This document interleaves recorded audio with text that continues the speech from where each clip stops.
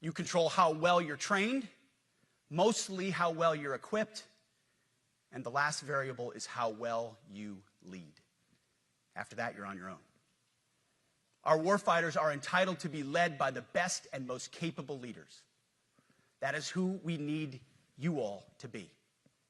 Even then, in combat, even if you do everything right, you may still lose people because the enemy always gets a vote. We have a sacred duty to ensure that our warriors are led by the most capable and qualified combat leaders. This is one thing you and I can control, and we owe it to the force to deliver it. For too long, we have simply not done that. The military has been forced by foolish and reckless politicians to focus on the wrong things. In many ways, this speech is about fixing decades of decay. Some of it obvious, some of it hidden. Or as the chairman has put it, we are clearing out the debris, removing the distractions, clearing the way for leaders to be leaders. You might say we're ending the war on warriors. I heard someone wrote a book about that.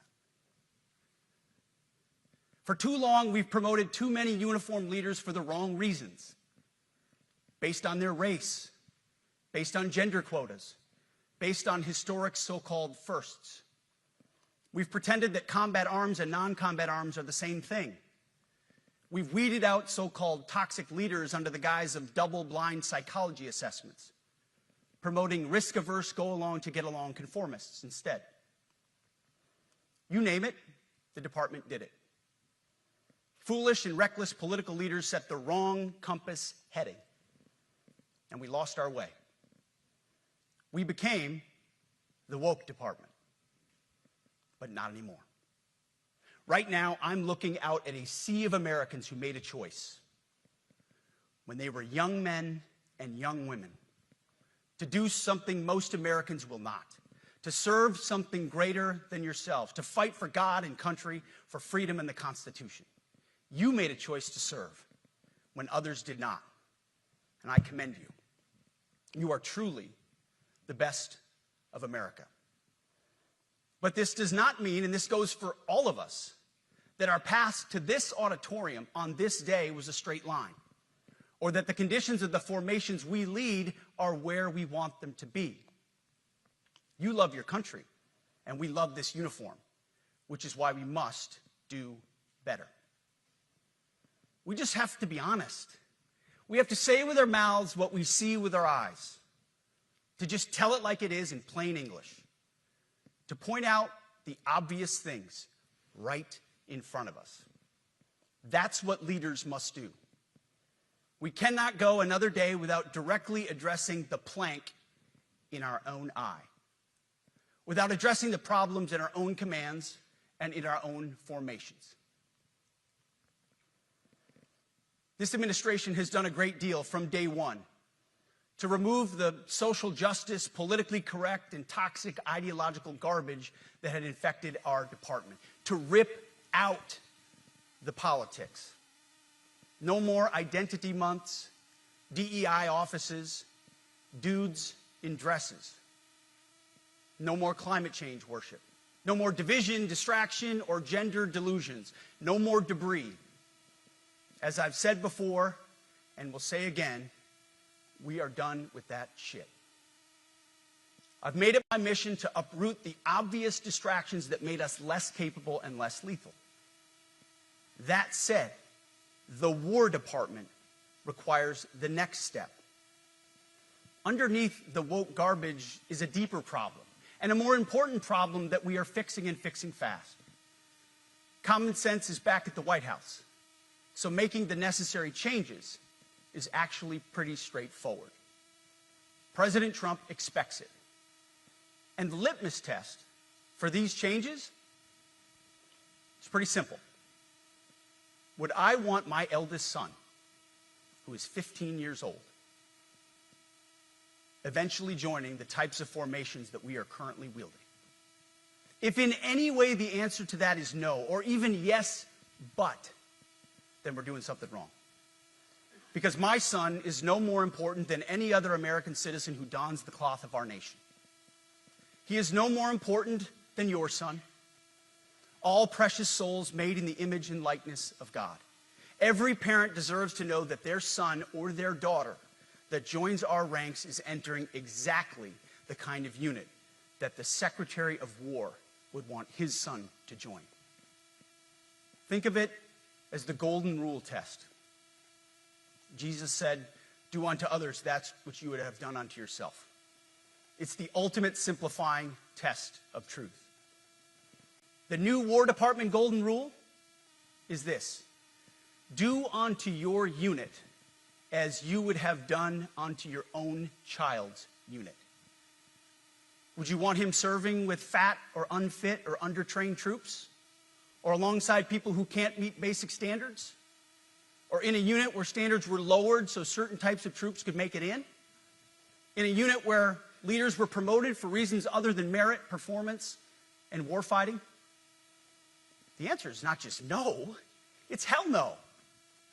This means at the War Department, first and foremost, we must restore a ruthless, dispassionate, and common sense application of standards.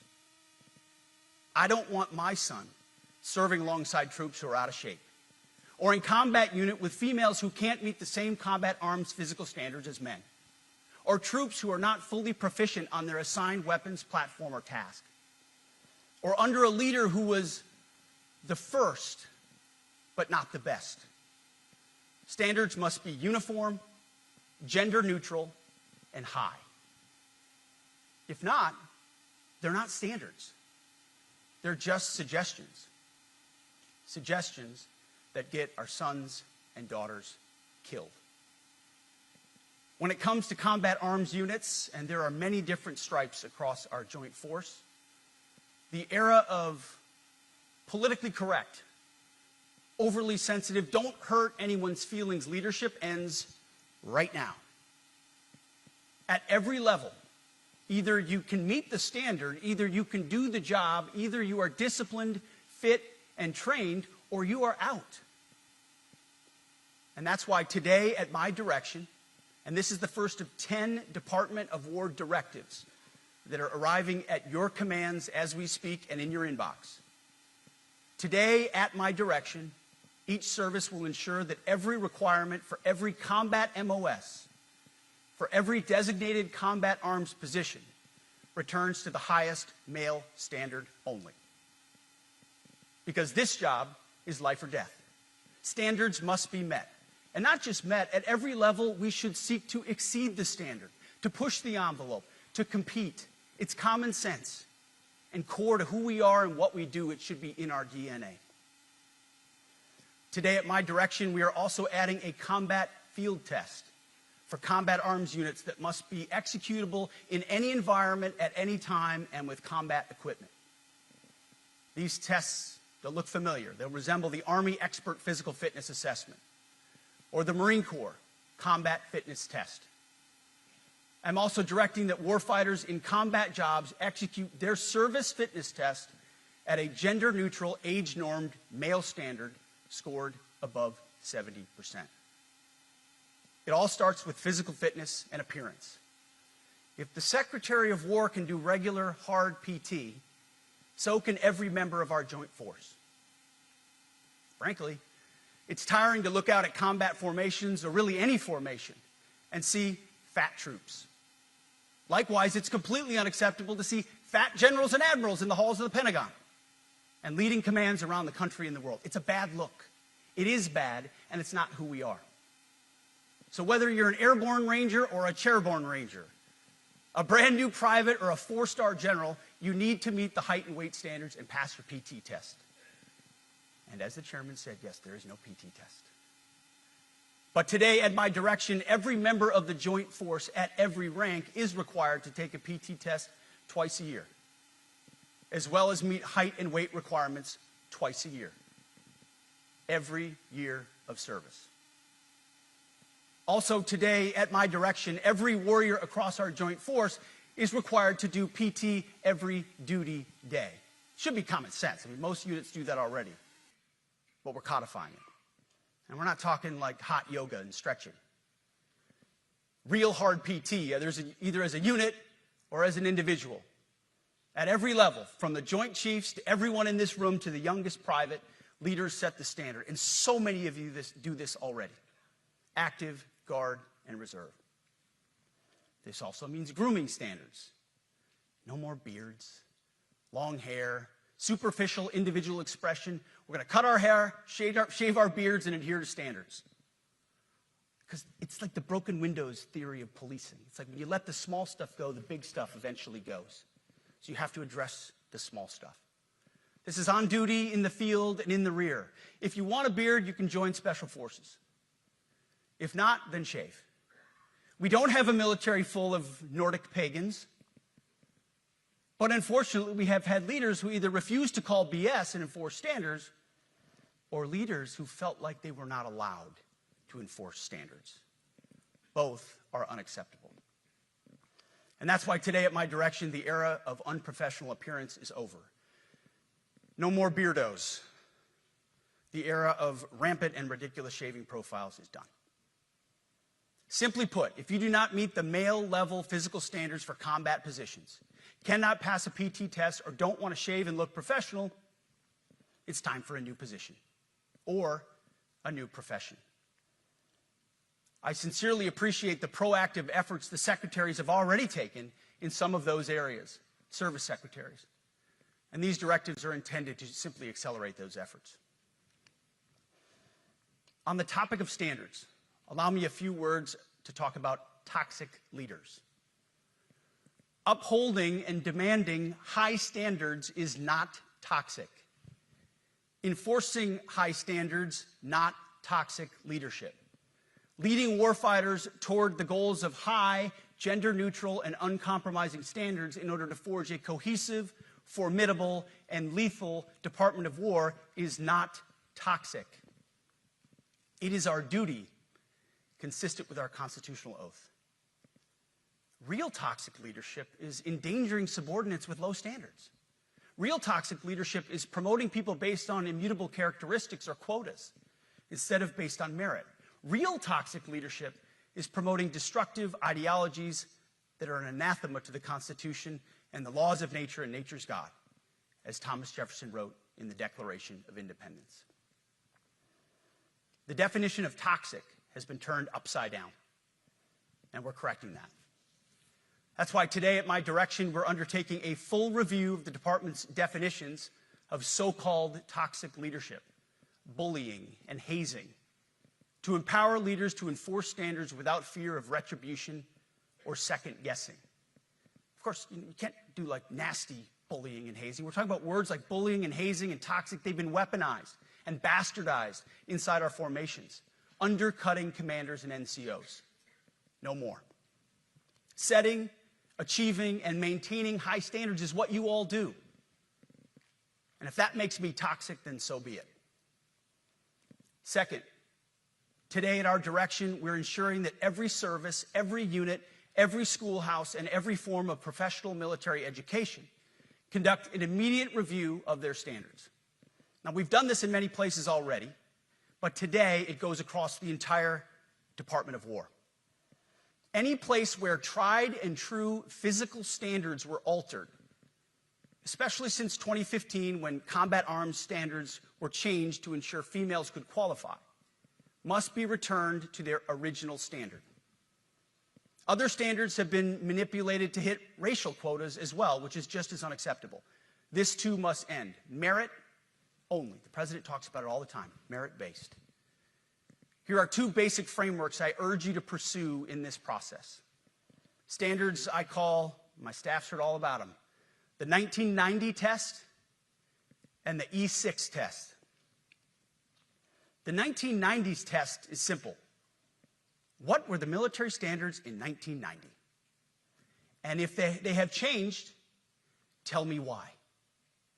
Was it a necessary change based on the evolving landscape of combat? Or was the change due to a softening, weakening, or gender-based pursuit of other priorities? 1990s seems to be as good a place to start as any. And the E6 test.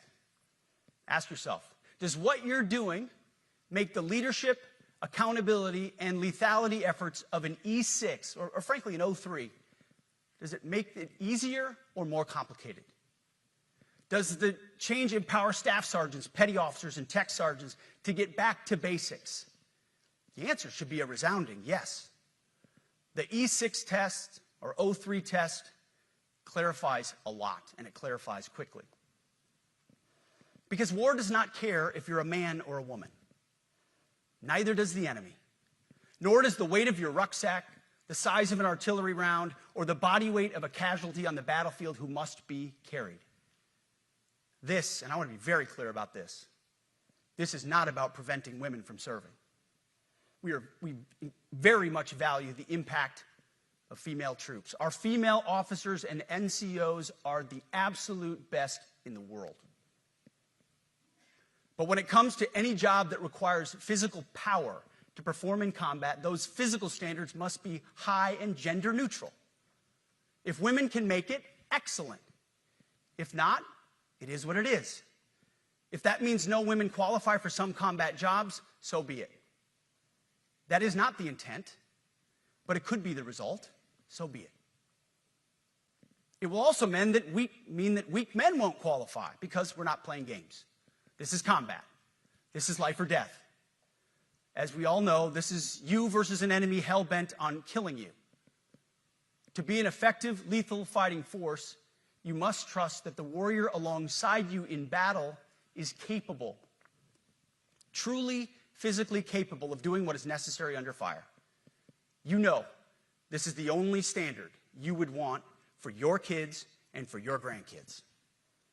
Apply the War Department Golden Rule, the 1990 test, and the E6 test, and it's really hard to go wrong. Third, we are attacking and ending the walking on eggshells and zero-defect command culture. A risk-averse culture means officers execute not to lose instead of to win. A risk-averse culture means NCOs are not empowered to enforce standards. Commanders and NCOs don't take necessary risks or make tough adjustments for fear of rocking the boat or making mistakes.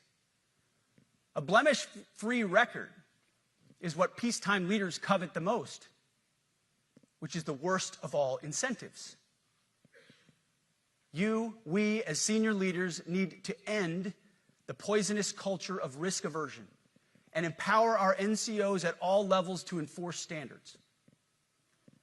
Truth be told, for the most part, we don't need new standards. We just need to reestablish a culture where enforcing standards is possible. And that's why today, at my direction, I'm issuing new policies that will overhaul the IG, EO, and MEO processes. I call it the No More Walking on Eggshells policy. We are liberating commanders and NCOs. We are liberating you. We are overhauling an Inspector General process, the IG, that has been weaponized, putting complainers, ideologues, and poor performers in the driver's seat. We're doing the same with the equal opportunity and military equal opportunity policies, the EO and MEO at our department. No more frivolous complaints, no more anonymous complaints, no more repeat complainants, no more smearing reputations, no more endless waiting, no more legal limbo, no more sidetracking careers, no more walking on eggshells.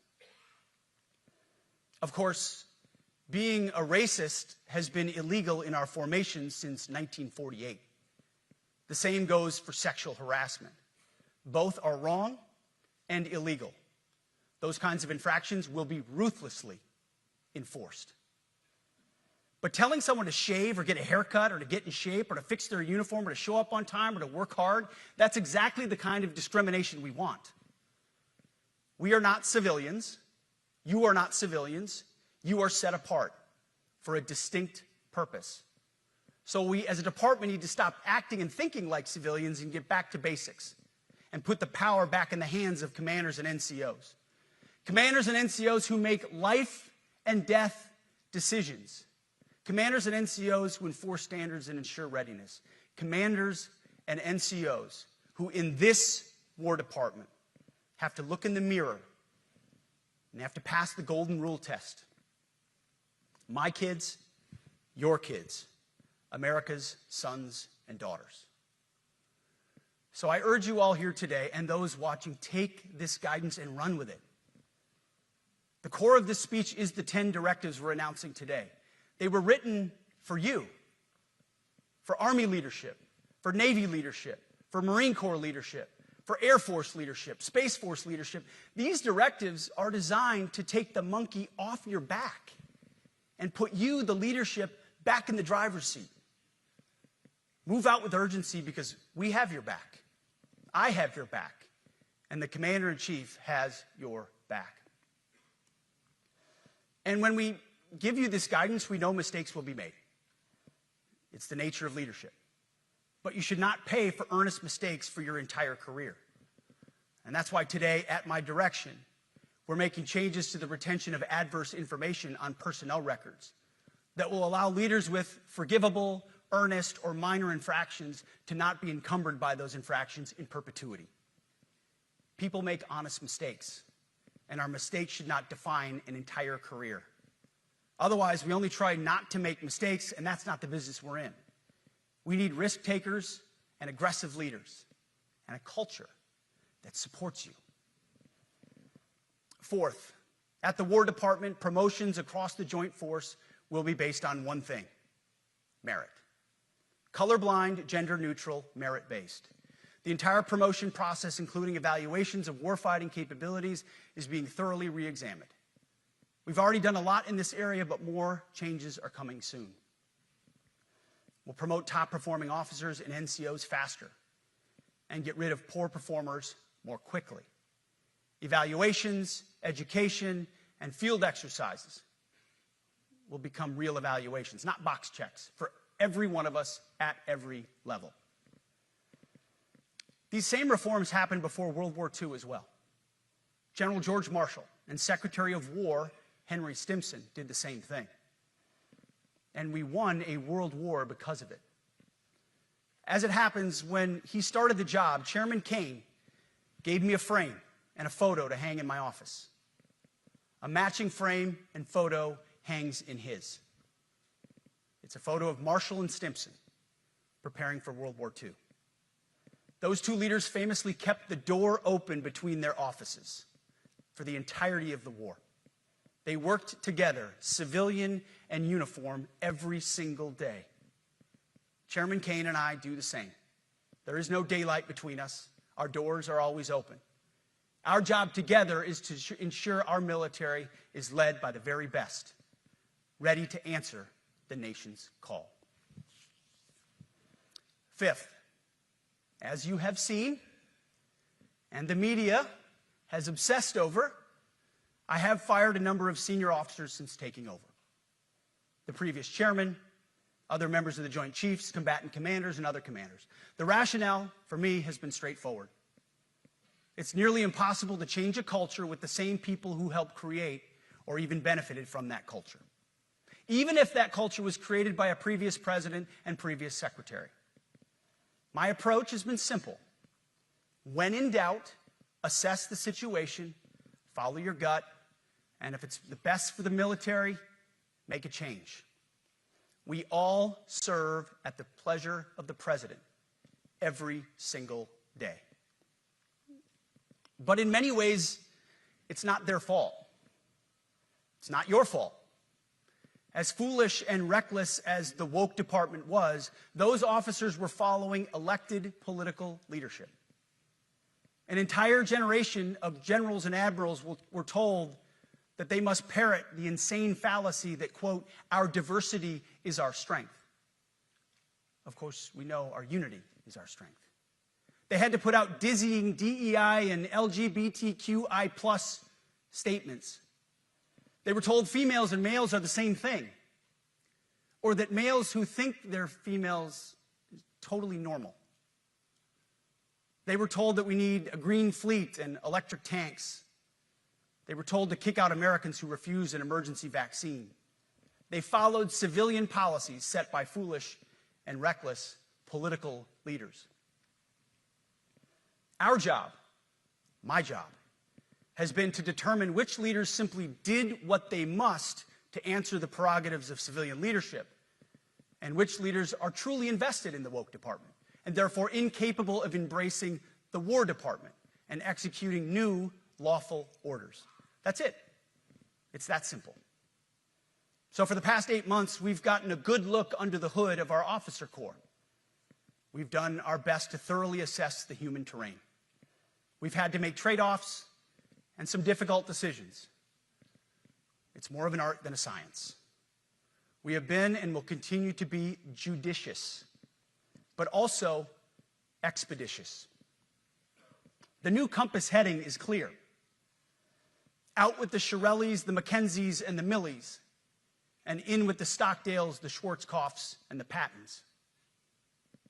More leadership changes will be made, of that I'm certain. Not because we want to, but because we must. Once again, this is life and death. The sooner we have the right people, the sooner we can advance the right policies. Personnel is policy. But I look out at this group, and I see great Americans. Leaders who have given decades to our great republic, at great sacrifice to yourselves and to your families. But if the words I'm speaking today are making your heart sink, then you should do the honorable thing and resign.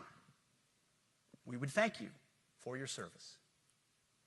But I suspect, I know, the overwhelming majority of you feel the opposite.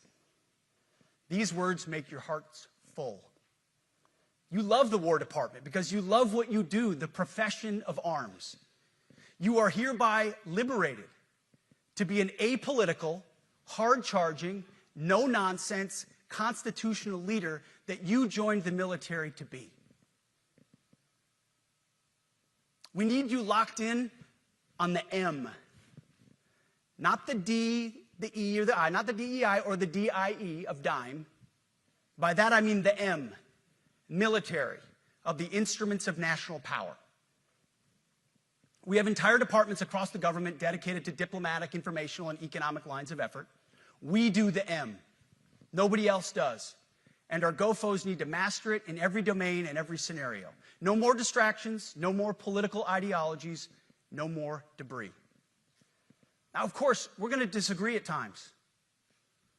We would not be Americans if we didn't. Being a leader in a large organization like ours means having frank conversations and differences of opinion.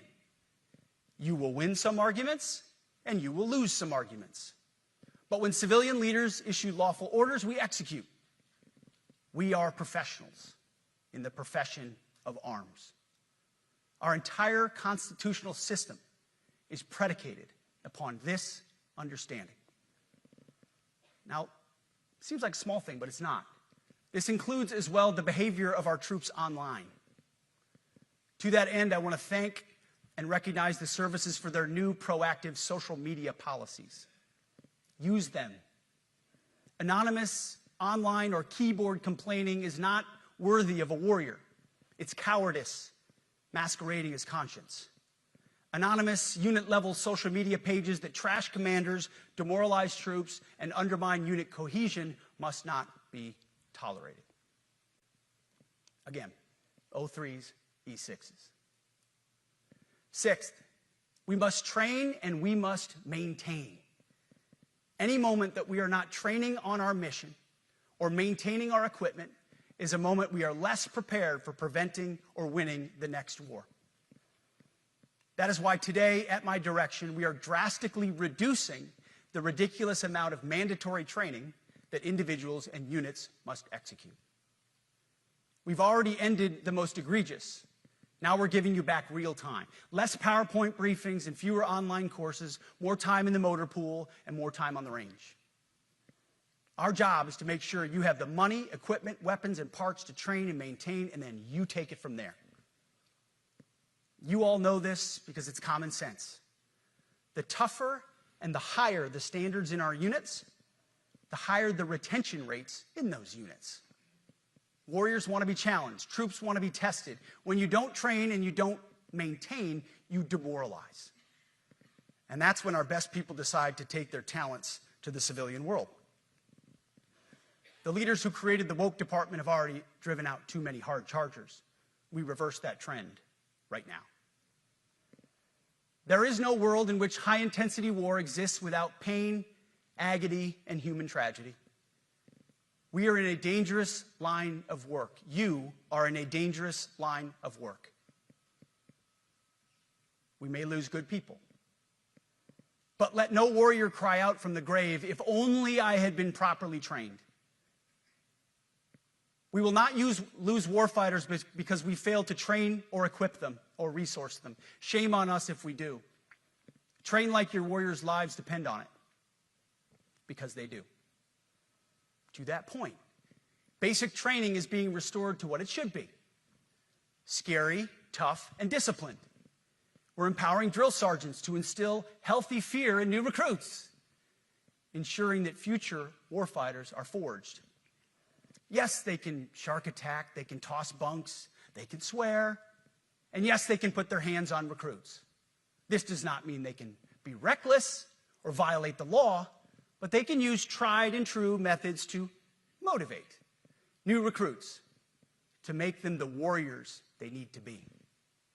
Back to basics at basic as well. Of course, and you know this, basic training is not where mission readiness should end.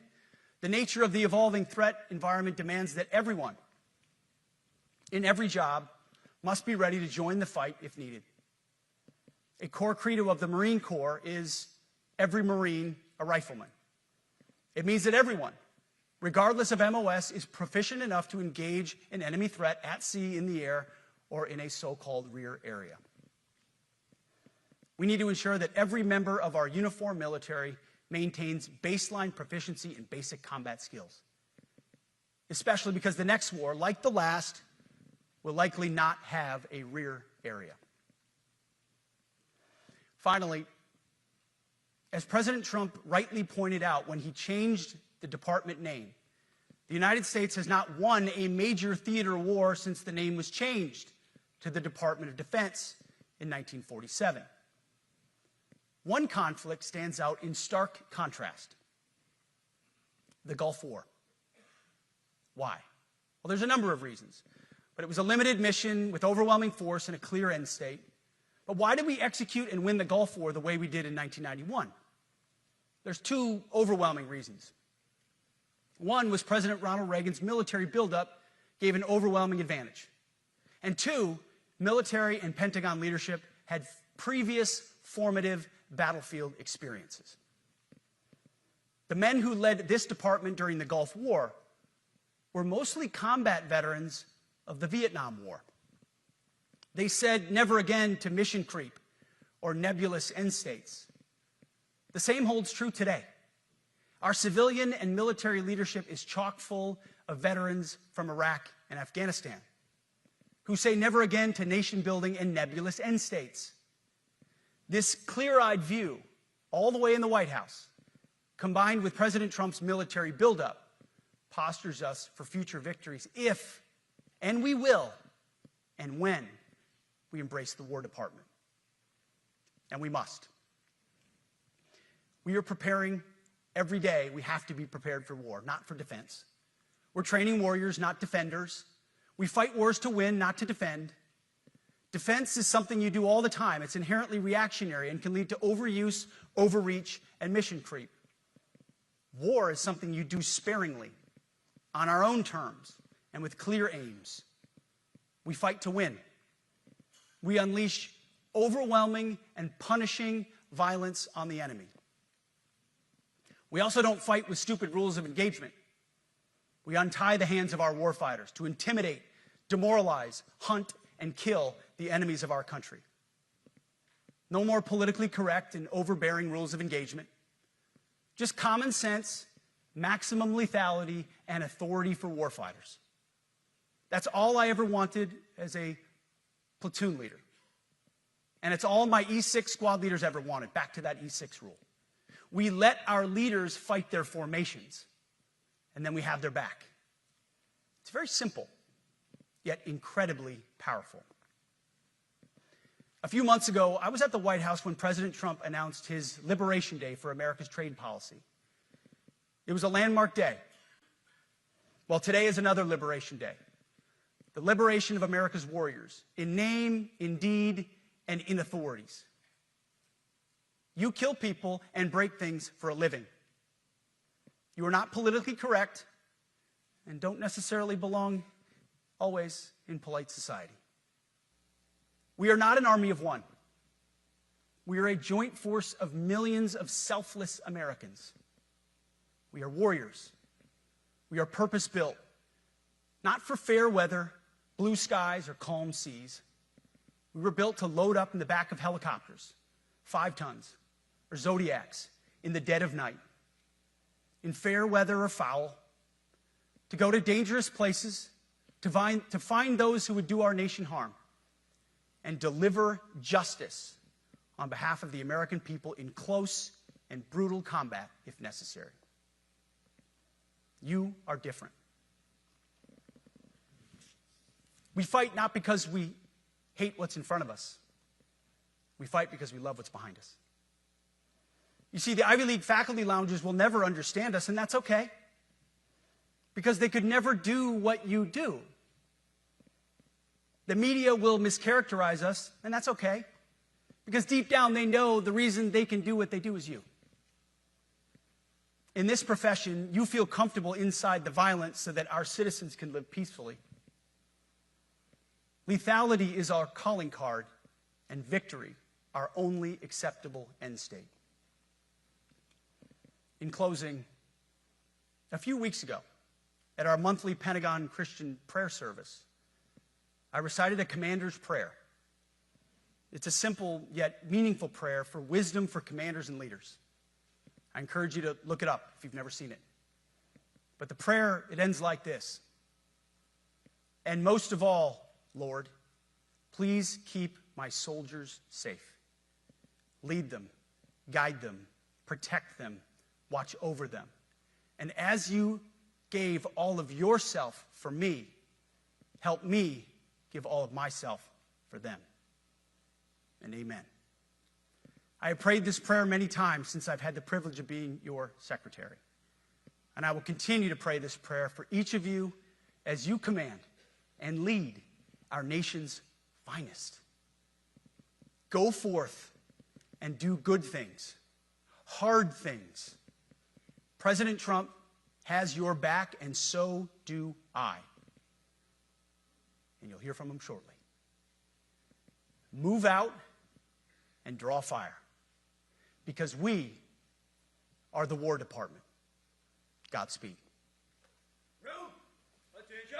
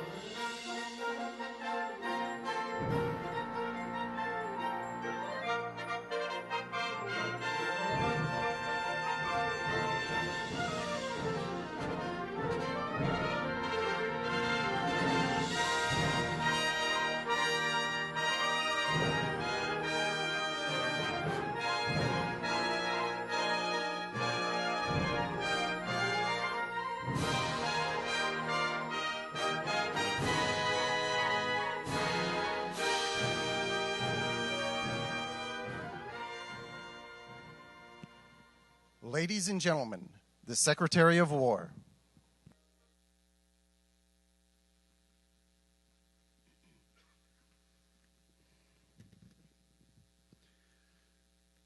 Well, you've heard from me, so now it's the main event, our Commander-in-Chief. I have the privilege every single day of watching him put America first, of ensuring that our warfighters have everything they need. His compass is clear. He's easy to follow because you know he has our back. I was thinking backstage, the man who was the Commander-in-Chief when the War Department was created was George Washington. The man who was president when the War Department was reestablished is President Trump. And when he found out about this gathering of senior leaders, he said, I would be honored to come in order to address and thank the incredible Americans who defend our nation. He has a heart full of gratitude and love for what you do, and we get a chance to see it every day. And I'm honored that this morning you all firsthand get to see it as well. So ladies and gentlemen, join me in welcoming the 45th and 47th President of the United States, our Commander-in-Chief, Donald J. Trump.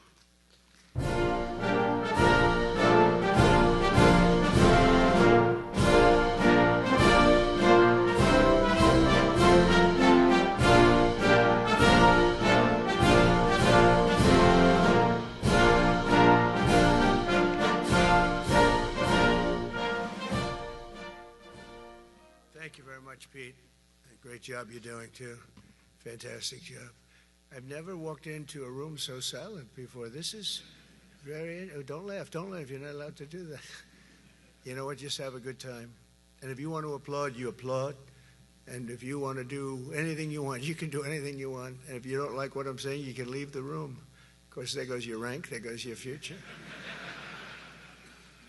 But you just feel nice and loose, okay? Because we're all on the same team. And I was told that, sir, you won't hear a murmur in the room. I said, we got to loosen these guys up a little bit. So you just have a good time. But I want to thank Secretary Hegseth and General Kane, General Raisin Kane for a reason, they call him that. When I heard his name, I said, you're the guy I'm looking for. The Joint Chiefs of Staff and so many others in this room who together represent the greatest and most elite fighting force in the history of the world, the United States military. We're very proud of our military. I rebuilt the military during my first term. It's one of the greatest achievements. We had the greatest economy in history, and I built the military. Those are the two things I say more than anything else. And I also kept us safe at the borders. We had very good borders. We didn't have people coming in from jails and prisons and everything like took place over the last 4 years. They'll never forget what happened to this country over the last 4 years with the incompetence. There could be no higher honor than to serve as your Commander-in-Chief. It is a great honor. I look at you, you're just incredible people. Central casting, I might add. To each and every one of you, I thank you for your unwavering devotion to the armed forces and to the country that we've all sworn a sacred oath to defend. We all have that oath, every one of us. I'm thrilled to be here this morning to address the senior leadership of what is once again known around the world as the Department of War. I know Pete spoke about it. He gave a great speech, I thought. Great speech. I don't want him to get so good. I hate that. You know? No, I hate it. I almost fired him. I said, you can't, I don't want to go on after that. No, he gave a great speech, but he talked about Department of War. We were sitting there. I said, didn't it used to be called the Department of War? And he goes, yes, sir. They changed it like in the early 50s. So we won the First World War. We won the Second World War. We won everything in between and everything before that. We only won. And then we went, in a way, woke. That was probably the first sign of wokeness. And we changed it to defense instead of war. And I said, what do you think? How do you think if we changed it back? Would that be a nice idea? And Pete loved it immediately. Some people thought about it. You know, they gave it a little thought. But in the end, we did it. And I have to be honest, it's so popular. I thought it would be met with fury on the left. But they're sort of giving up, I must be honest with you. They've had it. They've had it with Trump. They've been after me for so many years now. Here we are. Here we are. Come to the White House anytime you'd like. No, they've given up. They're bad, a lot of bad people. But all over, that's been so popular. It's been very popular. I really thought that we were going to have to sort of fight it through. There's been no fight. There's been no fight. Like what I called the Gulf of America, the Gulf of America, because to me it was always the Gulf of America. I could never understand. We have 92% of the frontage. And for years, actually 350 years, they were there before us. It was called the Gulf of Mexico. I just had this idea. I'm looking at a map. I'm saying, we have most of the frontage. Why is it Gulf of Mexico? Why isn't it the Gulf of America? And I made the change, and it went smoothly. I mean, we had a couple of fake news outlets that refused to make the change. And then one of them, AP, took us to court, and we won. And the judge, who was a somewhat liberal judge, said, the name is the Gulf of America, because AP refused to call it the Gulf of America. They wrote, they're not a good outfit, by the way. They call it the Gulf of Mexico. I said, no, the Gulf of America is the name. And the judge actually said that, in fact, you can't even go into the room because what you're doing is not appropriate. The name is the Gulf of America. Google Maps changed the name. Everybody did, but AP wouldn't, and then we won in court. How about that? Isn't that so cool? The Secretary Hegseth beautifully described the name change reflects far more than the shift in branding. It's really a historic reassertion of our purpose and our identity and our pride. That's when we go with the word war. And you know, we want war because we want to have no wars, but you have to be there, and you know, sometimes you have to do it. I have settled so many wars since we're here. We're here almost 9 months, and I've settled 7, and yesterday we might have settled the biggest of them all, although I don't know. Pakistan, India was very big. Both nuclear powers, I settled that. But yesterday could be the settlement in the Middle East. That hasn't happened for 3,000 years. I said, how long have you been fighting? 3,000 years, sir. That's a long time. But we got it, I think, settled. We'll see. Hamas has to agree. And if they don't, it's going to be very tough on them. But it is what it is. But all of the Arab nations, Muslim nations have agreed. Israel has agreed. It's an amazing thing. It just came together. War is very strange, you know. You never know what's going to happen with war. The easiest one of them all is Putin. I said, number one, it's a war that would have never happened if I were president, if the election weren't rigged. If I were president, that war would have never happened, not even a little chance. And it didn't happen for 4 years. But I knew Putin very well, and I thought that would be easy because I know him so well. Well, that one turned out to be the hardest of them all. We had some that were not settleable, and they all got settled. So if this works out, that we did yesterday with the Middle East, then that's more than a war. That's lots of wars. That's all combined. That's a lot of wars. Many of you were over there in many different capacities in many different countries. That's a big part of the earth. But if that works out, it would be 8+. I could give myself 2 or 3 for that one. And then we just have the one to settle, and we have to settle it up with President Putin.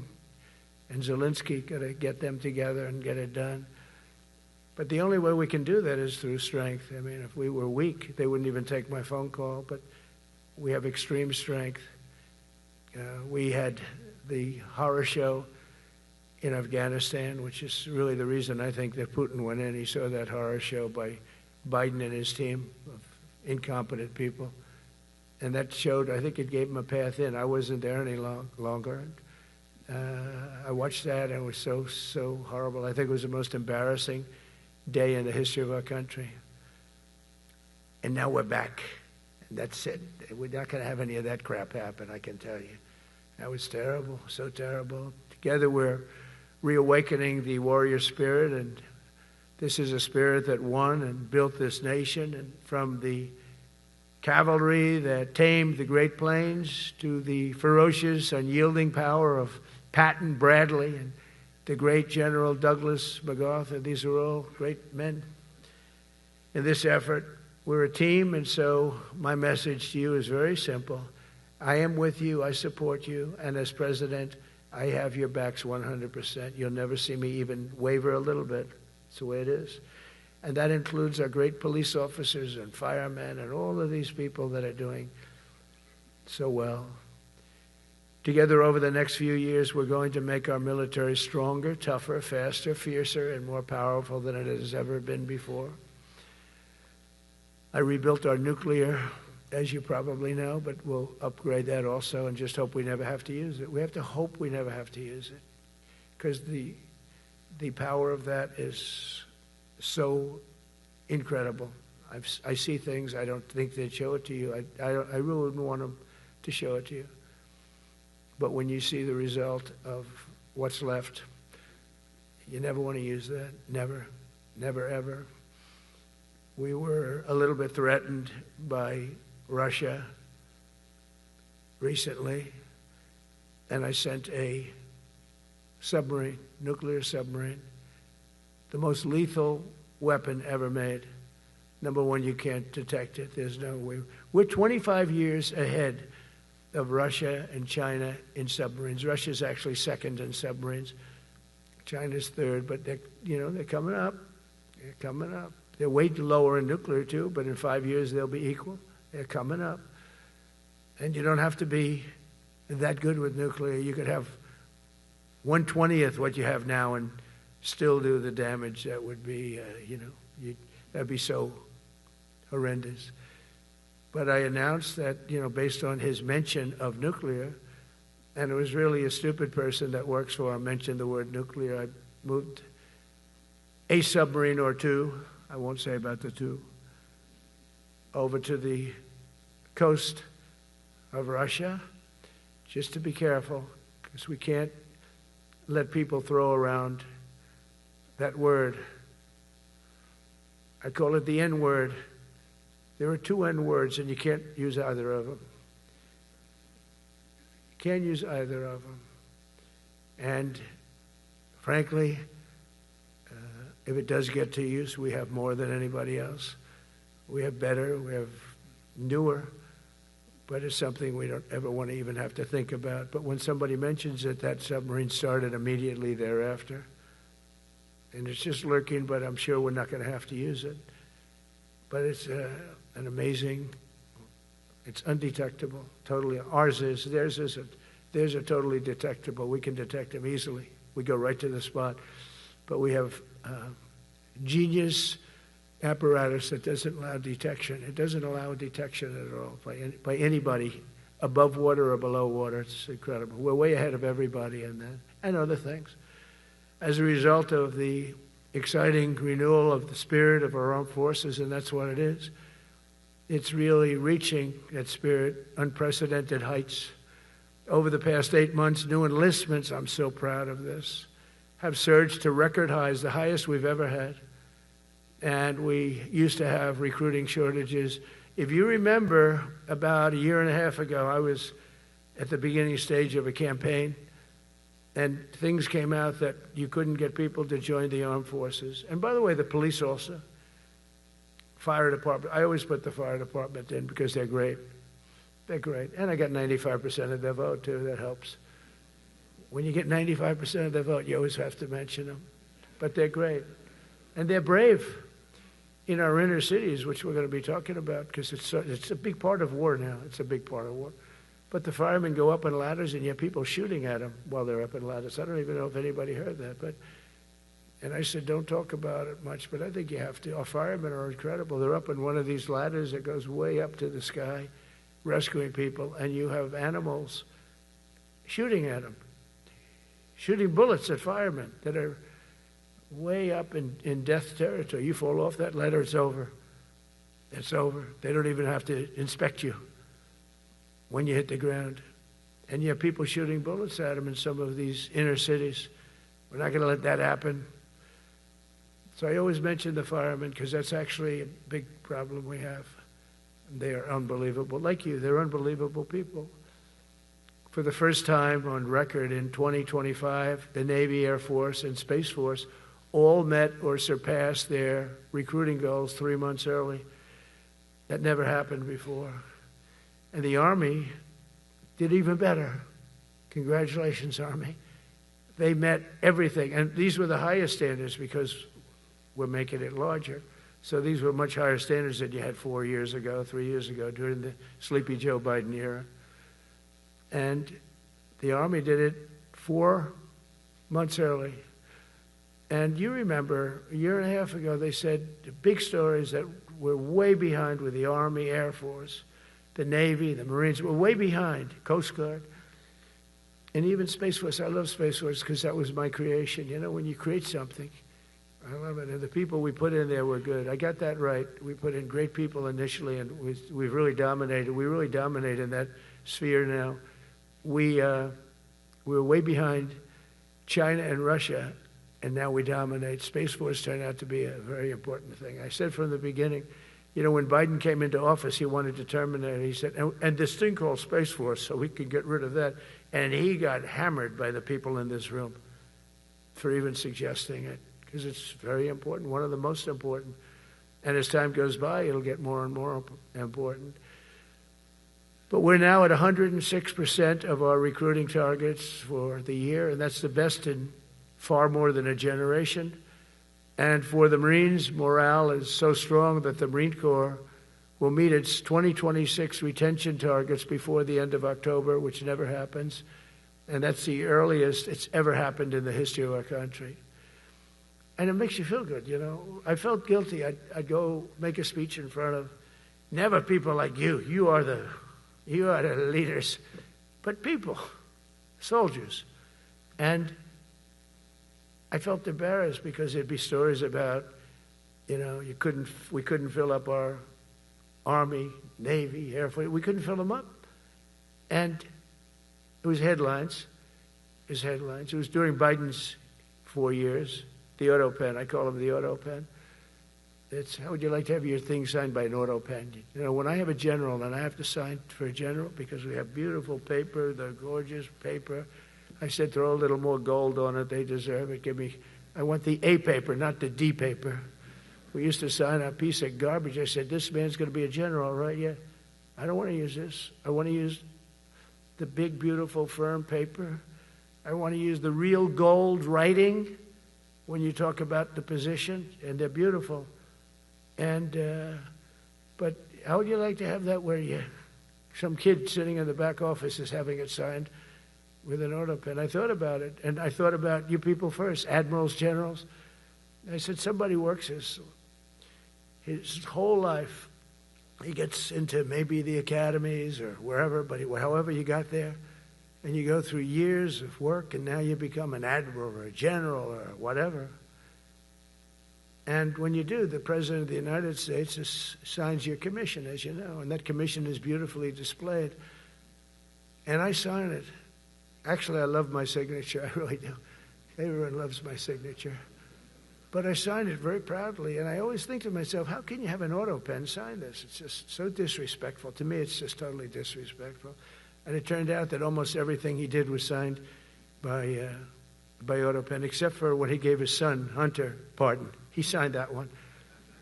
And that's actually the worst signature I've ever seen. That was the bad. The auto pen looks much better. But as leaders, our commitment to every patriot who put on the uniform is to ensure that American military remains the most lethal and dominant on the planet, not merely for a few years, but for the decades and generations to come, for centuries. We must be so strong that no nation will dare challenge us, so powerful that no enemy will dare threaten us, and so capable that no adversary can even think about beating us. And we've had it recently. I had India and Pakistan were going at it, and I called them both. And in this case, I used trade. I'm not going to trade with you. Used to two nuclear nations, big nuclear. And no, you cannot do that. I said, yes, I can. You go into this freaking war that I'm hearing about. You know, actually, they just shot down 7 planes. 7 planes. It was starting. There's a lot of bad blood. And I said, you do this, there's not going to be any trade. And I stopped the war. It was raging for 4 days, but that was just the beginning. And we stopped it. It was a great thing. And the Prime Minister of Pakistan was here, along with the Field Marshal, who's a very important guy in Pakistan, and he was here 3 days ago. And I didn't even realize it as beautiful as he said it, but he said that to a group of people that were with us, 2 generals, but a group, he said, this man saved millions of lives because he saved the war from going on, and that war was going to get very bad, very, very bad. President Trump saved millions and millions of lives. That was a bad war. And I was very honored. I loved the way he said it. Susie Wiles was there. She said that was the most beautiful thing. But we saved a lot of them. Saved a lot of them. Even in Africa, we saved the Congo with Rwanda. They've been fighting for 31 years, 10 million people dead. I got that one done. And very proud of it. So if this works out, we'll have 8. 8 in 8 months. That's pretty good. Nobody's ever done that. Will you get the Nobel Prize? Absolutely not. They'll give it to some guy that didn't do a damn thing. They'll give it to a guy that wrote a book about the mind of Donald Trump and what it took to solve the wars. And he'll get the Nobel Prize will go to a writer. No, but well, let's see what happens. But it's be a big insult to our country. I will tell you that. I don't want it. I want the country to get it. It should get it because there's never been anything like it. Think of it. So if this happens, I think it will. I don't say that lightly because I know more about deals than anybody. This is what my whole life was based on. And they can change, and this can certainly change. But we have just about everybody. We have one signature that we need, and that signature will pay in hell if they don't sign. I hope they sign for their own good and we create something really great. But to have done 8 of them is just like such an honor. And then we have Putin and Zelensky. The easiest one of them all. I said, that one I'll get done. I thought that was going to be first. The others were much harder, some of them. Azerbaijan this was going on for 36 years. They said, it's not solvable, sir. Don't do it. I said, I will do it. I will do it. And I got on the phone with the 2 countries. They were great. They were great. I knew immediately. I knew as soon as I started talking to them, we're going to solve that war. We did. Now they're so happy. Now they're friends.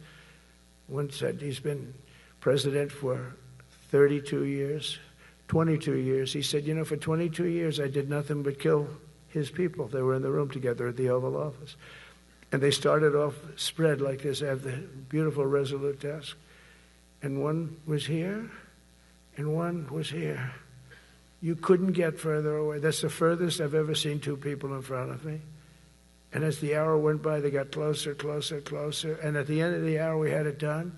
And they hugged and hugged and hugged. And I said, that's so nice, and you're going to remain friends. And I spoke to them, one of them the other day. He said, no, he's now my friend. But for 22 years, he's been the head of Azerbaijan for 22 years. And the other guy, great guy too, 7. And you know that war, that was a war that was not solvable. He said for 7 years. The other one said for 22 years. All I did was kill his people. That's all I've done. I said, well, we're going to put a stop to that. So we solved that. So it's a great thing. It's a great feeling. You're saving Kosovo and Serbia. You're saving so many lives doing this if you can do it. But our people deserve nothing less than the very best, and we're never going to let them down. And if we can solve wars instead of you having to fight wars, wouldn't that be wonderful, right? Wouldn't that be wonderful? That's why one of the first executive orders I signed upon taking office was to restore the principle of merit. That's the most important word, other than the word tariff. I love tariffs. Most beautiful word. But I'm not allowed to say that anymore. I said tariff is my favorite word. I love the word tariff. We're becoming rich as hell. We have a big case in front of the Supreme Court, but I can't imagine. Because this is what other nations have done to us. And we have, great legal grounds. But you still have a case. It would be very bad if something happened. But I said, my favorite word in the English dictionary is the word tariff. And people thought that was strange. And the fake news came over and they really hit me hard on it. They said, what about love? What about religion? What about God? What about wife, family? I got killed when I said tariff is my favorite word. So I changed it. It's now my 5th favorite word. And I'm okay with that. I'm okay with that. But they hit me hard. But it is. I mean, when you look at, we've taken in trillions of dollars. We're rich again. And there'll never be, when we finish this out, there'll never be any wealth like what we have. Other countries were taking advantage of us for years and years. You know that better than anybody. And now we're treating them fairly. But the money coming in is, we've never seen anything like it. The other day they had $31 billion that they found, $31 billion. So we found $31 billion and we're not sure from where it came. A gentleman came in, a financial guy. I said, well, what does that mean? He said, we don't know where it came. I said, check the tariff shelf. No, sir, the tariffs haven't started in that sector yet. I said, yes, they have. They started 7 weeks ago. Check it. Comes back 20 minutes later. Sir, you're right. It came from tariffs. $31 billion. That's enough to buy a lot of battleships, Admiral, to use an old term. I think we should maybe start thinking about battleships, by the way. You know, we have a Secretary of the Navy came to me because I look at the Iowa out in California and I look at different ships and the old pictures. I used to watch Victory at Sea. I love Victory at Sea. Look at these admirals. It's got to be your all-time in black and white. And I look at those ships. They came with the destroyers alongside of them, and man, nothing was going to stop. They were 20 deep, and they were in a straight line, and there was nothing going to stop them. And we actually talk about, you know, those ships. Some people would say, no, that's old technology. I don't know. I don't think it's old technology when you look at those guns. But it's something we're actually considering, the concept of battleship. Nice 6-inch side, solid steel, not aluminum that melts if it looks at a missile coming at it. It starts melting as the missile's about 2 miles away. Now, those ships, they don't make them that way anymore. But you look at it, and your secretary likes it, and I'm sort of open to it. And bullets are a lot less expensive than missiles. A lot of reasons. I should take a vote, but I'm afraid to take that vote because I may get voted out on that one. But I tell you, it's something we're seriously considering. There were powers. There were big powers. They were just about as mean and scary as you could be. And so we're looking at that. One of the biggest cases that we won was the decision of the United States Supreme Court to allow us to proceed on the word merit. Merit. So those two words are right up there. So this is, I would say, the opposite, if you ask for a definition, the opposite of political correctness. We went through political correct, where you had to have people that were totally unfit to be doing what you're doing for many reasons. I won't get into them. But for many reasons, they were unfit. Now, it's all based on merit. That was such an unbelievable decision. I didn't expect we were going to win that one. We went in. We said we need it. We went in for colleges, you know, where kids with a C average are getting into the best colleges, and the kids with A averages won't get in. And kids with the highest boards and the highest marks and the best marks couldn't get into the best schools. And people that had not good boards and not very good marks, I mean, okay, but nothing special, they were getting into our best colleges. I said, this is just crazy. You can't run a country like this. And it was lingering for years, and it got to the Supreme Court, and we won that decision. Merit. Everything's based on merit. You're all based on merit. We're not going to have somebody taking your place for political reasons because they are politically correct, and you're not. We take the people that are going to do the best job. That's all. It's very simple. And that's the way our country was built. We were built on merit. We got away from it for a long time. And everyone understands it. And it was done. It was approved. I give great credit to the Supreme Court because I thought they had tremendous courage. I didn't think they'd do that. That was tremendous. I give them maybe for that decision almost more than anything because it's a hard decision to make. It's really hard. The apparatus of our country was not set up for merit. It was set up for political correctness. And you can never be great if you're going to do that. And we're going to be greater than we ever were before. We're bringing back a focus on fitness, ability, character, and strength. And It's because the purposes of American military is not to protect anyone's feelings. It's to protect our republic, and it's the republic that we dearly love. It's to protect our country. We will not be politically correct when it comes to defending American freedom, and we will be a fighting and winning machine. We want to fight, we want to win, and we want to fight as little as possible. You have to count on people like me to keep you out of wars, because we don't want to go into wars. Many of the wars that I just told you about, we could have entered those wars and settled them in a different way, lose a lot of our troops. And we could have settled them, I guess, differently. Maybe not, actually. Actually, you might not have been able to settle them. We just would have been in the middle of a lot of firepower. But when we do need it, you're going to be so ready. And you know it.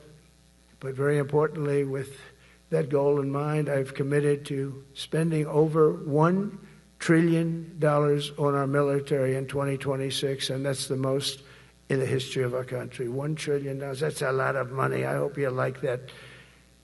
Ma'ams and sirs, I hope you like it. That's a hell of a lot of money. We have the best of everything. Every branch is seeing major investments, and as I announced in the Oval Office in March, we are rapidly moving forward with the first ever 6th generation fighter jet. I didn't name it. I did not name it. Boeing came in and they said, "Sir, this is our submittal. It's the greatest fighting jet ever done." And you know, they're testing all these planes, all the companies are testing, and this one tested like through the roof. And they said, "We'd like to name it the F-47. I said, "All right, let me think about it." Then after thinking for about 2 seconds, I said, "Okay." You know what that means, 47. I'm 47. So I'm 45, 46, and 47, you know, if you think about it. I just don't want the credit for 46. I don't want to have their open borders and people coming in from all over the world, including jails and mental institutes. I don't want that on my record, but I like having it. We're investing tens of billions of dollars in modernizing our nuclear deterrence capabilities like never before. And we've begun construction on what we call the Golden Dome missile defense shield. It'll be the most sophisticated in the world. You watched it do well until they had some problems at the end with a little bit of a lack of ammunition, defensive ammunition, but they've got that taken care of. But I tell you, it's what we're doing is so good, and we deserve it. You know, we help other countries with it. We don't have it ourselves. And Canada called me a couple of weeks ago. They want to be part of it. To which I said, "Well, why don't you just join our country? You become 51, become the 51st state, and you get it for free." So I don't know if that made a big impact, but it does make a lot of sense. It actually makes, because they're having a hard time up there in Canada now, because as you know, with tariffs, everyone's coming into our country. We have more investment than we've ever had before, $17 trillion coming in. As an example, in 4 years, Biden didn't have $1 trillion. We have $17 trillion more than that in 8 months coming in. And they're coming in from Canada, Mexico, from Europe, from all over. AI, auto plants. Everybody's coming back to the United States. Under my budget, we will be expanding the U.S. Navy by at least 19 ships next year, including submarines, destroyers, assault ships, and more. And it's going to be much more than that as we go along, because we basically don't build ships anymore. We do build submarines, but we don't build ships. Do you know in the Second World War, they were freighters and different types, but we were doing a ship a day, and now we don't do ships. And I'm not a fan of some of the ships you do. I'm a very aesthetic person, and I don't like some of the ships you're doing aesthetically. They say, "Oh, it's stealth." I said, "That's not stealth. An ugly ship is not necessary in order to say you're stealth." By the way, the B-2 bombers were incredible. That is stealth. They went into that. I was with General Kane and Pete were in we call it the war room, but we're watching them go in, and they were totally untouched. They were not seen. They were literally not seen. They dropped their bombs. They hit every single one of them, hit its target. It was total obliteration.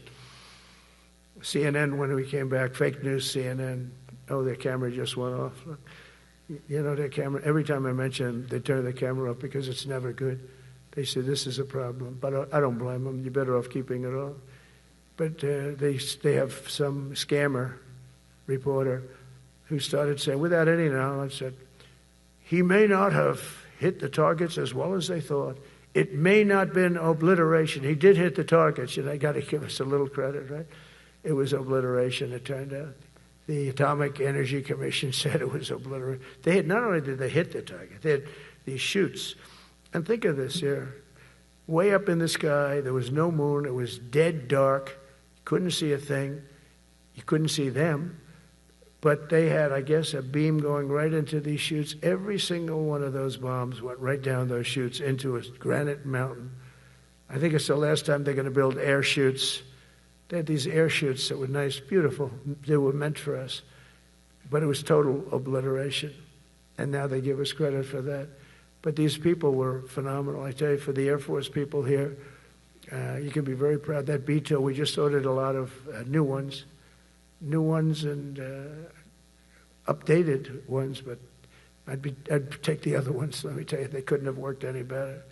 So they flew for 37 hours total, back and forth, no stops, no nothing. We had 52 tankers loading them up, and that's a job I wouldn't necessarily want too much, flying a tanker, loaded up with hundreds of thousands of gallons of fuel. I don't know if I'd do that job. I asked the question, what happens if it gets hit? Sir, you don't want to know about that, right? I don't want to know about that. But those guys, they just hear us. They're incredible. I had them all to the Oval Office. We had the B-2 pilots and a lot of the people, even the people that took care of them, the maintenance people, just as important. We had them all to the White House, gave them a big party on the lawn, brought some of them into the Oval Office. But on top of all this, we'll deliver a hard-earned pay raise of 3.8% to every soldier, sailor, airman, Coast Guardsman, Space Guardman, and Marine, something you weren't getting from the past administration. They did not treat you with respect. They're Democrats. They never do.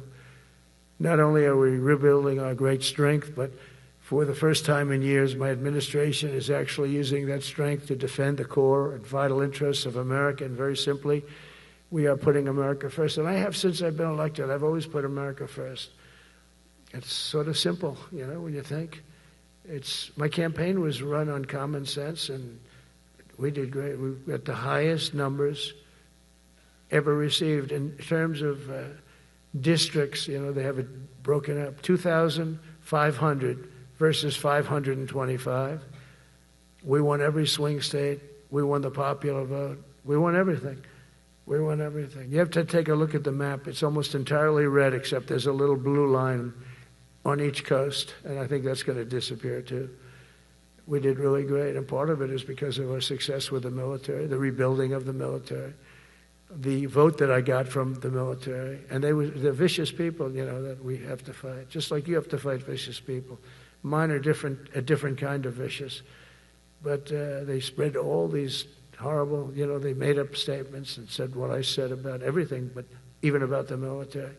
But fortunately, the military didn't believe it. It's hard. You know, they make up a statement and they said, you say it. We had 25 people that said he never said that. 25. We had 25 affidavits. And they said, well, we're going with it anyway. You know, these sleazebags. And that's why the press is really losing all power, because people aren't believing it. We need an honest press. We need borders. We need borders. We need an honest press. We need fair elections. I mean, those three things. And we don't have an honest press. We have a really corrupt press. But we fight through the corrupt press. And the people understand you have to do this stuff a lot. You have to go on television a lot, because you can't get a fair shake if you're going to rely on somebody else.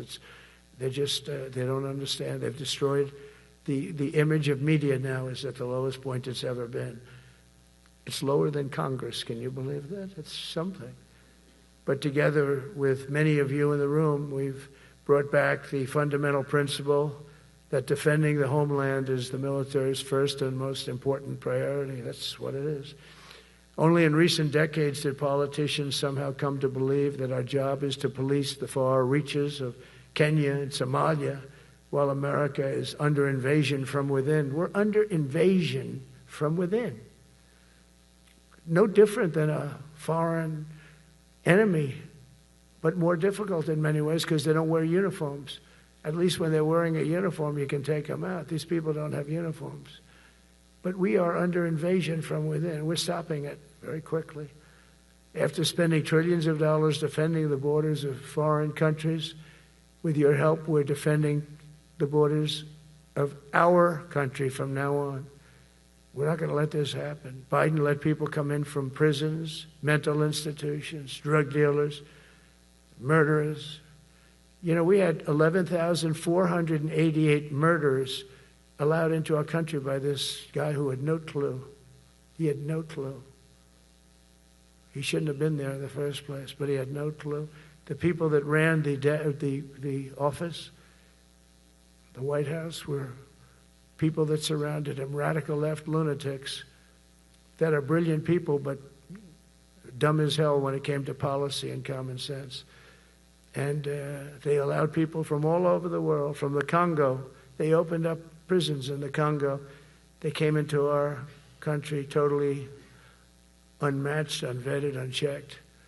And from all over, South America, not just South America. You know, you think South America, no, but from all over. A lot came in from Venezuela. Venezuela emptied its prison population into our country. That's why they have Tren de Aragua, one of the worst gangs ever. But we took care of them. We took good, strong care of them. And I just want to thank the National Guard in Washington, D.C. It's embarrassing to say this. Now I can say it because we solved it. But Washington, D.C. was the most unsafe, most dangerous city in the United States of America. And to a large extent, beyond. And beyond that. You go to Afghanistan, they didn't have anything like that. You go to countries that you would think there's problems, they didn't have that.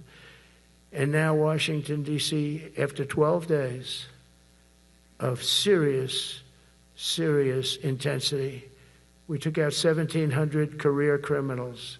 If you have 5 career criminals, they can make your numbers look very bad because they'll commit many crimes a day. But we took out 1,700, and they took them out. There was no doubt who the boss was. They did an unbelievable job. Then they started even cleaning.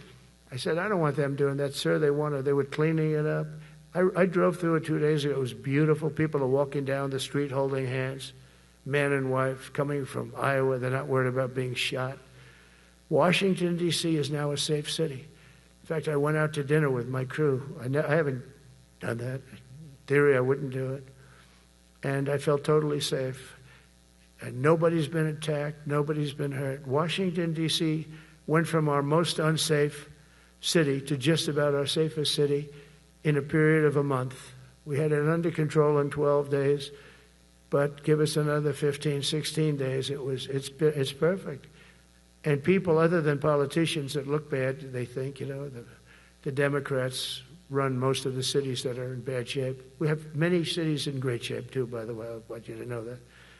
But it seems that the ones that are run by the radical left Democrats, what they've done to San Francisco, Chicago, New York, Los Angeles, they're very unsafe places. And we're going to straighten them out one by one.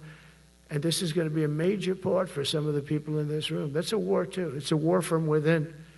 Controlling the physical territory of our border is essential to national security. We can't let these people in. We had no people enter in the last 4 months. 0. Even I can't believe that. We had millions coming in, pouring in.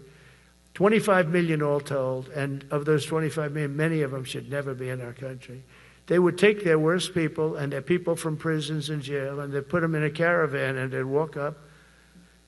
CNN was interviewing one person. Oh, why are you coming? I want freedom. Good. Were you in jail? Yes. For what? Murder. He said, you had to see this anchor, a young woman. She's like, I couldn't believe. She'll probably lose her job. But because the left doesn't want to hear that. But we're running it based on common sense and based on love of our country.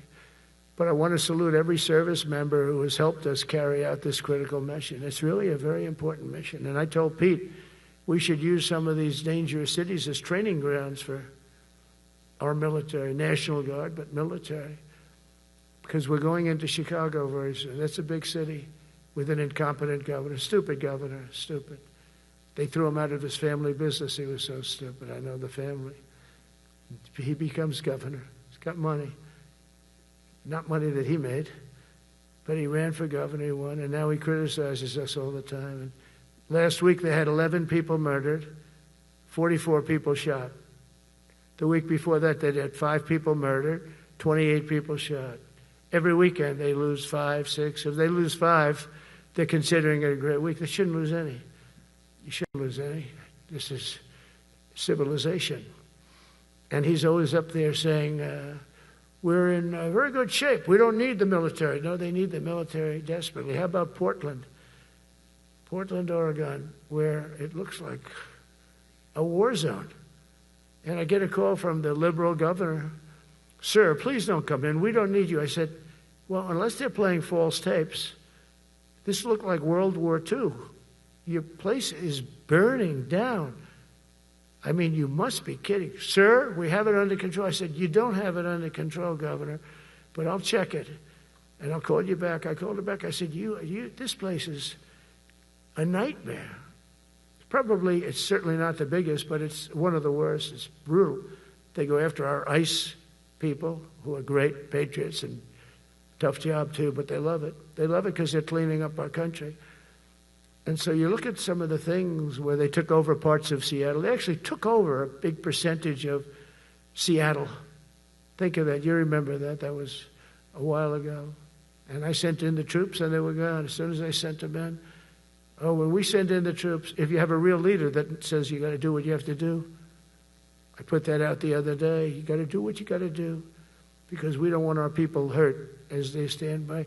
I was watching during Biden, there were troops standing up like this, brave, standing up at attention, the way I should stand all the time.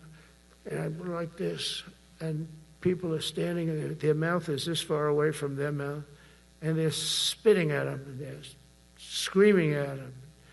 And that soldier standing there, he wants to knock the hell out of the person, but he's not allowed to do anything.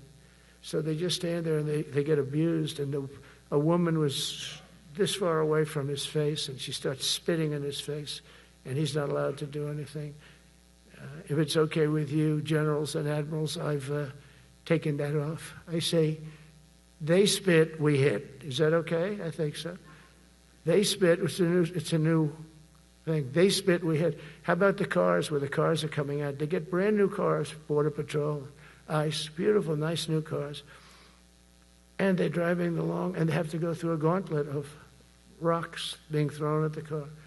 So here's this beautiful brand new car. By the time it goes 100 yards, it's destroyed. These guys have pretty good arms, some of them. And they're throwing bricks at full force into the window and into the car. It looks like it's a war zone. And I said, never let that happen again. From now on, if that ever happens, and I say it here, you get out of that car and you can do whatever the hell you want to do.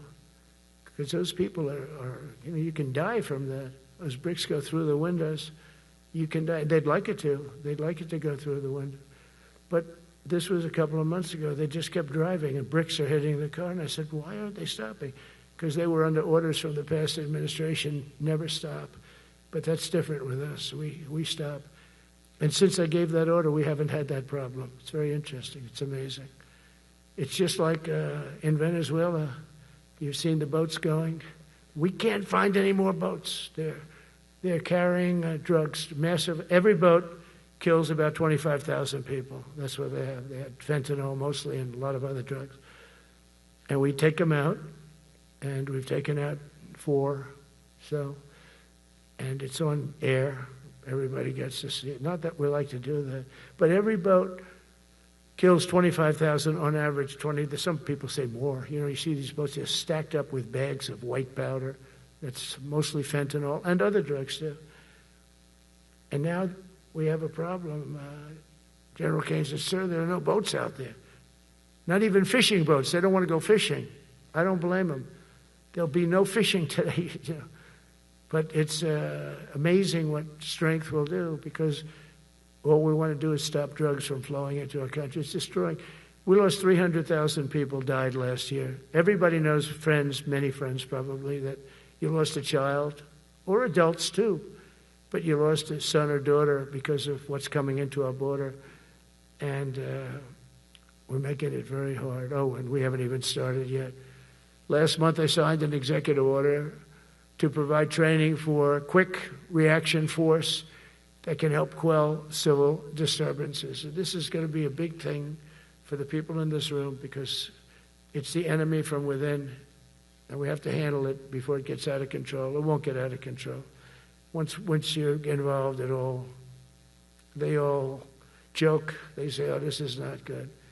You saw it in Washington. We had gangs of Tren de Aragua with 10, 12, 15 kids, and these military guys walk up to them, and they treat them with disrespect, and they just got pounded. They just got pounded. The gang just pounded. Then thrown into paddy wagons and taken back to their country.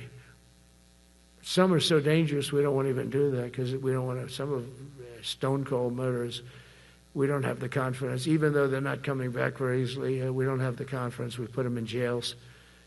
But these service members are following in a great and storied military tradition, from protecting frontier communities to chasing outlaws and bandits in the Wild West. And our history is filled with military heroes who took on all enemies, foreign and domestic. You know that phrase? Very well. That's what the oath says, foreign and domestic. Well, we also have domestic. George Washington, Abraham Lincoln, Grover Cleveland, George Bush, and others all used the armed forces to keep domestic order and peace. Many of our leaders used the military to keep peace. Now they like to say, oh, you're not allowed to use the military. And you know what the people say? The people in those cities where they're being raped and shot and beat up, you know what they say? We love the military. You ever see where they interview the people on the street? I've never seen somebody say they don't, unless they're radical and paid off, because a lot of these insurrectionists are paid by, whether it's Soros or other people, but they're paid by the radical left. So today I want to thank every service member from general to private who has bravely helped us secure the nation's capital and make America safe for the American people. It's amazing. The whole world is watching. Everybody in the White House, they come up to me, young women, sir, thank you. I know immediately what they're thanking. They don't have to say it. They walk to work now to the White House. We haven't had a crime in Washington in so long because we got the careers. We call them the careers. We got these lunatics out, and they'll never be any good. You know, I hate to tell this to the liberal media. You could spend time with them. You could do whatever you want. You could send them to the finer schools, which they couldn't get into anyway, mentally. They couldn't get in, but no matter what you do, they'll never be good. They're bad. They're career criminals. I don't know, maybe they were born that way. Some people don't like me to say that, but maybe they were. Certainly some were. Together with the leaders here today, we're also restoring a needed focus on defeating threats in the Western Hemisphere. Throughout this region, cartel terrorists have been allowed to wage a relentless campaign of death and destruction on our country, all because we had weak leadership on top. And we did a great job with it first term, but this is something else what we're doing now. We're taking it to the next level, probably next level times 3. But we had COVID come up, and we had to take care of that. We did a great job with COVID. We had the therapeutics. It's just Regeneron, so many things we did for COVID, but we had to focus on that, and every other country in the world was being decimated by COVID. So we had to change gear a little bit to take care of that. But under our leadership, the military is now the knife's edge in combating this sinister enemy. We have to put the traffickers and cartels on notice, and we've done that. And we put them, a lot of them, we've called them a terrorist organization, which is actually a big thing to do. Nobody's done it, but I've done it with a lot of them. It gives you a tremendous advantage. If you try to poison our people, we will blow you out of existence, because that's the only language they really understand. That's why you don't see any more boats on the ocean. You don't see any boats. Around Venezuela, there's nothing. As president, I will never hesitate to defend our people from threats of violence, from the horrible plague that's taking place from within the Iran nuclear power, the Iran, all of the great power that we thought existed, we blew it out to kingdom. We took advantage of it, and we just really took advantage of it, and it was a beautiful thing to see, and that's what military power can achieve. That's why I chose Raising Cane. He's fantastic, by the way. I hope you all agree. If anybody disagrees, could I please have your hand? Who disappears that Raising Cane is no good? Just raise your hand. I don't see any hands raised. All right. That means you're okay. That means that he's okay now, but I saw his results. You know, he took out ISIS. I was told it was going to take 4 years. It took 4 weeks. I went to see him, and he took him out in 4 weeks, knocked him out, knocked him to hell. And I was told by military people it was going to take 4 to 5 years to do it. And I don't even know if we'll have it then, sir. These were the Washington generals. I call them the television generals. But Raising Cane did it in 4 weeks, took out 100% of the ISIS caliphate. As a result of these actions and many others since my inauguration, we're witnessing the triumphant return of peace through strength. We have great peace through strength. America is respected again as a country. We were not respected with Biden. They looked at him falling downstairs every day. Every day the guy's falling downstairs. He said, it's not our president. We can't have it. I'm very careful, you know, when I walk downstairs, like I'm on stairs, like these stairs, I walk very slowly. Nobody has to set a record. Just try not to fall, because it doesn't work out well. A few of our presidents have fallen, and it became a part of their legacy. We don't want that. You walk nice and easy. You don't have to set any record. Be cool. Be cool when you walk down, but don't pop down the stairs. So one thing with Obama, I had zero respect for him as a president, but he would bop down those stairs. I've never said, da-da-da-da-da-da, pop, pop, pop. He'd go down the stairs, wouldn't hold on. I said, it's great. I don't want to do it. I guess I could do it. But eventually, bad things are going to happen, and it only takes once. But he did a lousy job as president. A year ago, we were a dead country. We were dead. This country was going to hell. We were dead in every way, from immigration to military. We didn't have the weapons. We were given everything to Ukraine. We had nothing. And by the way, I have to tell you, now, as you know, I went over and I met with NATO, and NATO raised from 2 to 5, which everyone said 5% of GDP. Millions and now trillions of dollars are pouring in. They didn't pay the 2% because they know we were there to pay it. And now they paid the 5%. That's trillions of dollars. And we're not spending any money on that war, not 10 cents. We sell our equipment to NATO. NATO pays us for the equipment, and they give it to Ukraine or whoever they give it to. But they can keep it. But we're not involved. We have no money going out. Biden gave $350 billion. Not sustainable. $350 billion. And we have a war that should have never started. But we're not doing that anymore. So I just want you to know we're selling equipment. Our people are buying equipment. They are buying the equipment at full price, a fair price. So I don't want to say we're making money, because I don't want to be making money on a war. It's too many people dying. They're losing 7,000 soldiers a week. A lot of them are Russian soldiers, but between the two countries, mostly soldiers, by the way. Sometimes, you know, in Kiev, they'll lob a missile in, or some drones in, kill some people. But mostly it's soldiers. Russia and Ukraine are losing 7,000 souls. And, you know, they're not American. They're not us. They're not you. We have a special obligation. But they're soldiers. They're young people. They leave their parents. They wave goodbye. And then 2 days later, they're blown up so unnecessarily. And so that's the primary reason I want to get it done.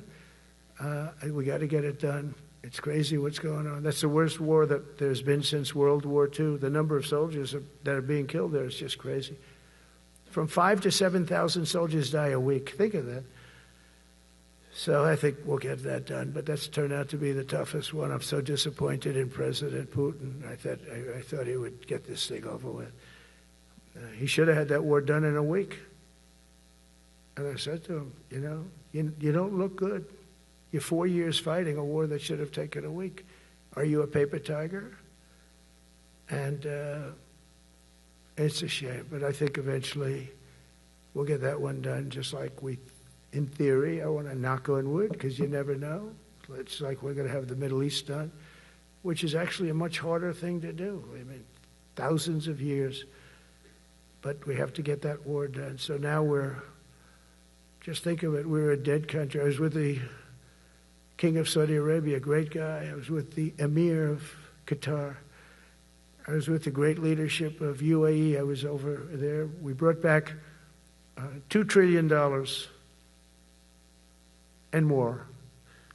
They ordered 200 planes, Boeings. They ordered so much, and they were great. But they all said essentially the same thing. They said, 1 year ago, you were a dead country, and now you're the hottest country anywhere in the world. We're the hottest country in the world right now. The absolute hottest country in the world. There's nobody even close. Putin said that to me. We met in Alaska, had a good meeting. Then he went back and started sending drones into Kiev. I thought we had a good meeting. But it's one of those things. But we were a dead country a year ago, and now we're the hottest country anywhere in the world. Think of that. You can be proud of that. And you must have felt like hell when you have a wife or a husband at home, and you used to read the numbers that we can't get people to join the Army, Navy, Air Force, Marines, Coast Guard. You must have felt like, I have a job that nobody wants. That doesn't feel good. Well, now you have a job that is brimming over with people wanting it. They want it. And you're able to get a much higher quality because now you have your choice. You want so many. And we're going to have many, many people that aren't going to be able to join because of the fact that we don't need them at this moment. But think of it, what a difference that is from, I could just imagine 2 years ago, you're reading front page articles in the New York Times, of course, and Wall Street Journal. They always give us unfair stories. But they played it so big. They were playing it so big. Nobody wants to join the Army, the Marines, the Air Force. They don't want to join. They don't want to join the Coast Guard at all. Nobody wants to join. Nobody wants to join our police forces. Our police forces also. It's almost went hand in hand. And I used to say, boy, I'm speaking in front of the military today, and it's embarrassing because I'm speaking in front of people who have a job that other people don't want, but now you have a job that everybody wants. So I think that has to make you feel good. It's one of the reasons I love being here today, because I wanted to say that. I have to say that. Everybody wants to be in the Army, the Navy, the Air Force, the Marines. If you think the Coast Guard and Space Force, our beautiful Space Force, it's a whole different world. And now they're signing up, by the way, seriously big numbers for the police. Dangerous job, isn't it? Huh? Fire department.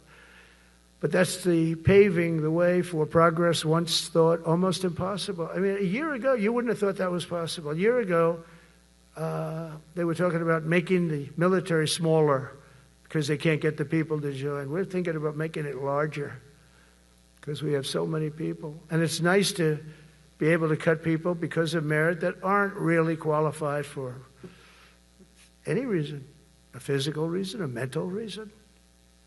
You don't have to take them anymore because you have the pick of the litter. And they all want to be with you. They all want your job. They want to be with you. They want to work with you. They'll even take your job, Got to be a little bit sharp. You got to watch it. But everybody wants to be doing what you're doing now. What a difference. When I speak to you, and I can say that as opposed to a couple of years ago when I was talking to rooms where they were desperate to get people and they couldn't get them. What a difference a presidential election can make. That's all it is. It's just a presidential election. Yesterday at the White House, we put forward a plan for peace in Gaza. We announced it, and we're going to create something that was my idea, but unfortunately I got drafted. It's going to be called the Board of Peace, and it's going to reign over that territory, and we're going to get that done. And they asked if I'd be the chairman of the Board of Peace. I wasn't counting on that. I had the idea for the Board of Peace. But I said yes, and I guess because of that, every leader, Everybody wants to be on the board of peace.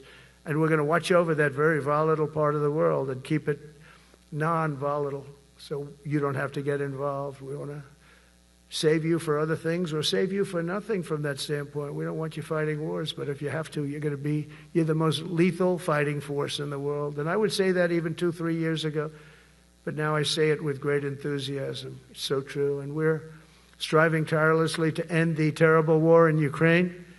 And as you know, we're also working hard to get the allies to share more of the burden of our defense. Much of that has really already taken place. But all NATO members have committed to the increase that I talked about. Think of that. That was unthinkable. It used to be 1%, then we got it up to 2% in my last term. And they did not like it. And now I got it to 5%. And I get along great with all of them. In fact, they call me the president of NATO. I said, I don't think so. But they're great. They're great people. And they're spending a lot of money. And a lot of money that they should have been spending in the past. But I think Putin was a wake-up call for them, really. We're now selling large quantities of American-made weapons to NATO, and we're getting really fair pricing. We're making a lot of money. It's my hope that from Europe to Asia to the Middle East, our allies will make similar commitments to increase their military capabilities. And this will greatly strengthen our alliances, and also it will make war far less likely. You know, if you're a strong presence like we are such a strong presence now. And I go around bragging about that. I said, we have the strongest military anywhere in the world. I say it. You never heard Biden say that. You never heard him say anything. But you never heard him say, did you ever hear him say, we have the strongest military? He doesn't say that. I say it. We have the strongest military anywhere in the world. We have great leadership. And I'll tell you, Pete and General Kane, all of the people that I've met that have been lifted up in rank. And we got many of them out of here, too. I'll be honest with you. Didn't like doing it, but we got many of you out of here because we weren't satisfied. We know everything about everybody. It'll also help the United States rapidly rebuild our defense industrial base. Each of you can play an important part in getting allies to do their part. So to that end, Secretary Hegseth will soon be announcing major reforms to streamline military acquisitions and expedite foreign military sales. We have tremendous numbers of countries that want to buy our equipment, and, you know, in many cases it takes too long. They're backlogged. We're backlogged on all the equipment, which is something that's new to us a little bit. And I told those companies, you better get your ass going because we're selling you a lot of equipment. We're getting countries to buy your equipment. You got to produce the equipment. Some of the countries, I'm not going to mention, but some of the countries are buying a lot. And that's a good thing. They're on our side 95%. I'll never say 100% because they can always turn, right? You know about that. But they're on our side. The problem is we have to get the companies that make this equipment, and we make the best equipment in the world, but they got to make it faster. We have orders for the F-35. We have orders for everything. The new F-47. We have orders for everything. They got to make it faster, a lot faster. Ammunition they have to make faster. In the coming months, we'll be making even more historic announcements to fully embrace the identity of the Department of War. I love the name. I think it's so great. I think it stops wars. The Department of War is going to stop wars. If we are as ruthless and relentless as our enemies, the United States Armed Forces will be totally unmatched in the future. We have a group of enemies that are very ruthless and very smart, but they can't match us. They can't match us. They don't even come close to matching us. Again, you know, it's very important for me to say we are the greatest military in the world, but we make the best equipment in the world. I watched our anti-missile missiles. I watched our Patriots just knock things out like a needle, hitting another needle on the stage. There's a needle up there, and you send another needle up, and it hits it every time. During the war, we went 14 for 14. We had 14, this is with Iran, we had 14 missiles coming at us. All 14 were knocked out of the sky, every one of them. We make the best equipment. From Sparta to Rome, to the British Empire, to the United States of America. History has shown that military supremacy has never been simply a matter of money or manpower. At the end of the day, it is the culture, spirit of our military that truly sets us apart from any other nation. Our ultimate strength will always come from the fierce people and those brilliant people with such pride and the unbending will and the traditions of excellence that have made us the most unstoppable force ever to walk the face of the earth. And that's what we are. Remember, we never want to use it, but we have the most powerful nuclear capability, and I call it nuclear deterrent of any other country. Nobody close. The men and women in this room inherit the legacy built and won by Washington and Jackson, Grant and Pershing, Eisenhower and Patton, Nimitz and LeMay. We carry forward the majestic military heritage passed down from father to son, soldier to soldier, and one generation of warriors to the next. You are warriors, you know that, right? You're great warriors, or you wouldn't be in this room. You're the best of the best. From Concord Bridge to Fort McHenry, from Gettysburg to Manila Bay, from Normandy to Sicily, and from the jungles of Vietnam to the dusty streets of Baghdad, America's military has charged into hellfire, climbed up jagged mountains, crossed roaring oceans, and thundered across open deserts to defend our flag, our freedom, and our homeland. Nobody does it like you. Now we are discovering American muscle, reasserting American might, and beginning the next story chapter in American military legends and lore. That's L-O-R-E. It is lore. When it comes to defending our way of life, nothing will slow us. No enemy will stop us. They cannot stop us. And no adversary will stand in our way. They won't stand in our way. We don't want them to stand in our way. We don't want to even put them in that position, but they're not going to stand in our way ever again. You'll never see 4 years like we had with Biden and that group of incompetent people that ran this country that should have never been there. Because we are the United States military, the best, the boldest, the bravest that the world has ever seen, that the world has ever known. With leaders like we have right here in this beautiful room today, we will vanquish every danger and crush every threat to our freedom in every generation to come, because we will fight, fight, fight, and we will win, win, win. I want to just thank you once again, and God bless the United States military, and God bless America. God bless you all. Thank you very much. Thank you.